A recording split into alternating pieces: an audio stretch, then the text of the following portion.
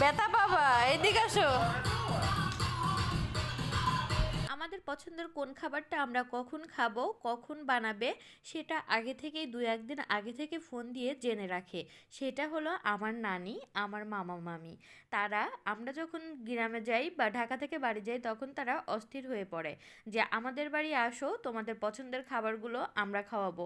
তারা এত পছন্দ করে আমাদের আর এত ভালোবাসে, তাদের বাড়ি আমাদের 1 ঘন্টা বা কিছু সময়ের জন্য হলেও আমাদের যেতেই হয়। সময় পাই বা না পাই, ঝড় বৃষ্টি হোক আর যাই হোক, তাদের বাড়ি আমাদের যেতেই হবে। এই যে প্রথম দিনের ভিডিও এর আগে দিয়েছিলাম, আপনারা খুব পছন্দ করেছিলেন আমার নানির হাতের পিঠা বানানো। এরপরে আমি দিয়েছিলাম বা দেওয়ার আর সময় হয়নি আমার নানির হাতের পিঠার আর কোনো ভিডিও। তো ওই দিনেই সকালে ঘুম থেকে ওঠার আগেই আমার নানি আমাদের জন্য পিঠা বানানো শুরু